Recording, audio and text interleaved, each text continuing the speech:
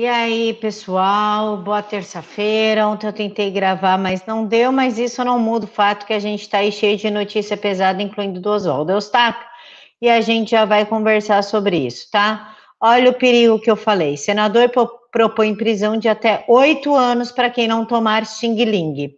Esse é o senador Ângelo Coronel, ele é presidente da CPMI da Fake News, acho que vocês já estão cansados de ouvir sobre a CPMI, e ele apresentou um projeto de lei na quinta-feira, quietinho, batidinho ali, ninguém sabia, que prevê prisão de até 8 anos para quem não tomar o xing-ling em caso de emergência de saúde pública, como o flango-flito.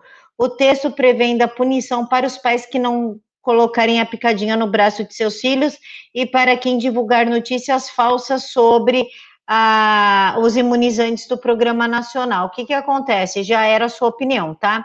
Se você pegar uma opinião, tipo essa aqui, ó, da The New York Times, que o país do pastel de flango pagou grupos para moldar a opinião pública sobre o flango frito, matéria trazida pelo The New York Times e pelo ProPublica, e o Ângelo Coronel achar que isso aqui é fake news, mesmo com todas as provas, você pode pegar a cadeia, tá?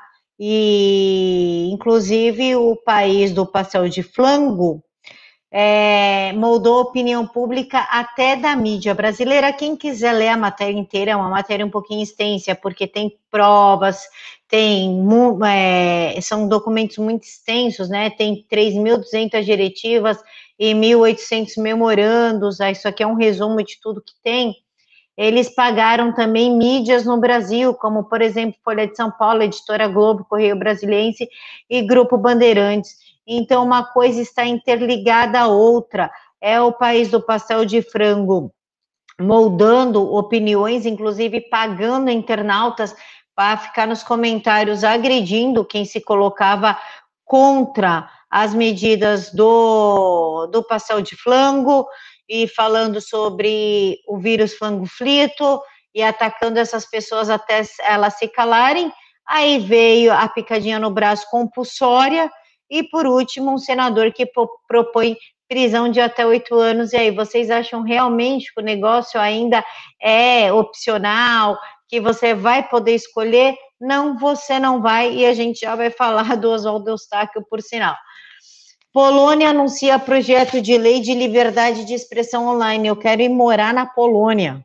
O projeto de lei é o seguinte: as redes sociais estão proibidas de remover ou bloquear conteúdo apenas porque expressam opiniões e referem-se a valores que são inaceitáveis dos pontos de vista das comunidades, como influência cada vez mais forte no funcionamento das redes sociais.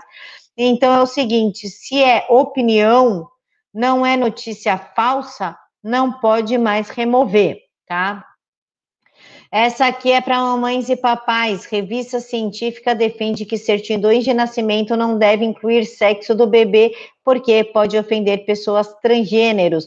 É a vontade da minoria sobrepondo a da maioria, é a loucura de uma minoria que quer ditar a sua vida. Acreditamos que agora é hora de atualizar a prática de designar o sexo nas certidões de nascimento, dados os efeitos particularmente prejudiciais de tais designações para as pessoas intersexes e transgêneros. Sim, eles querem botar uma disforia de gênero que atinge somente 5% da população para toda a população. Logo mais, nós seremos proibidos de dar nomes que definem gênero nos nossos filhos. Por exemplo, Maria ou José. Esquece, vai ter que ser nome neutro, se continuar essa loucura aqui sem freio. Projeto do Senado inclui discriminação racial e sexual como agravantes em qualquer crime. Isso é legal? Pô, legal, meu. O cara cometeu um crime por motivação racial e sexual. Tá, como é que vai provar? Porque o caso de Porto Alegre, do Carrefour, não teve qualquer cunho racial. E sim, porque o cara foi para cima de uma funcionária, depois ele tentou socar o segurança, depois ele tentou agredir o PM, pô, acabou numa tragédia. E aí, como é que você prova que houve? Ou agora o policial, gente, isso daí tá tudo interligado, tá? Teve o projeto do Fachin, que colocou todas as audiências de custódia para todos os tipos de prisão. Logo depois, o Aras e o Fachin querem ensinar a polícia do Rio de Janeiro a trabalhar. Logo depois, um projeto de lei foi aprovado no Senado, que a polícia não pode mais abordar pessoas negras. Se eles desconfiarem ou se tiver descrição do suspeito, não pode mais abordar. E agora esse projeto aqui que inclui discriminação racial e sexual como agravante em qualquer crime. Ou seja, estão sufocando a polícia não vai mais poder trabalhar, tá? E agora vamos falar do Oswaldo Eustáquio. Sim, é uma situação muito complicada.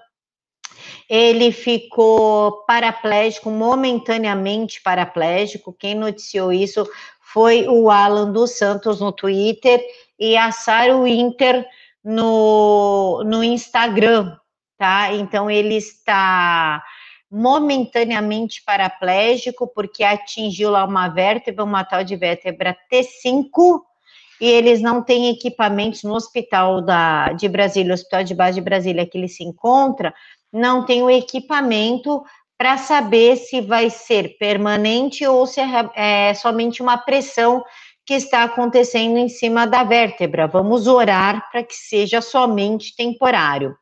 E muitas pessoas criticaram a Damares, questionando, cadê a Damares, o que aconteceu com a Damares? Eu fiz uma entrevista com o advogado, teve o deputado Guiga Peixoto, depois o Daniel Silveira e, por último, o advogado Ricardo Vasconcelos, que é o advogado do Oswaldo Eustáquio.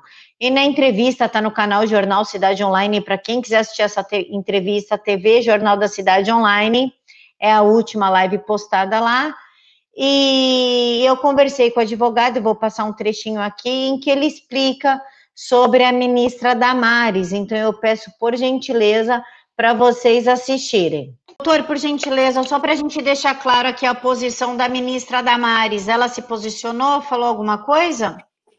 Eu recebi agora há pouco a informação que a ministra Damares mandou informar que ela garantiu os direitos de jornalista e do cidadão, que ele e os fatos que a gente havia relatado a ela nessa ida nossa ao Ministério. E é importante frisar que no dia que nós fomos ao Ministério, nós fomos convocados ao Ministério, mas não foi a Damares que efetuou esse ato, porque ela não se encontrava no Ministério naquele dia. Partiu do gabinete dela, das chefias mais altas ali do gabinete dela, mas não foi ela, certo? Partiu a convocação, né, pela a reunião presencial no Ministério, de dentro do gabinete dela, sim, mas não foi a ministra. Para deixar bem claro que a ministra ela já se posicionou em favor dele, ela deve estar se pronunciando amanhã sobre isso. Bom, vocês assistiram, então a ministra está de acordo com o advogado, ajudando sim, e vai se pronunciar. Deixem aqui para mim nos comentários, a gente não dá nem vontade de falar, cara, é tanta notícia ruim, é tanta coisa ruim, sabe? Que, cara, tá realmente cansando. Deixem aqui para mim nos comentários o que vocês acham de tudo isso. Fiquem todos com Deus e até quarta-feira.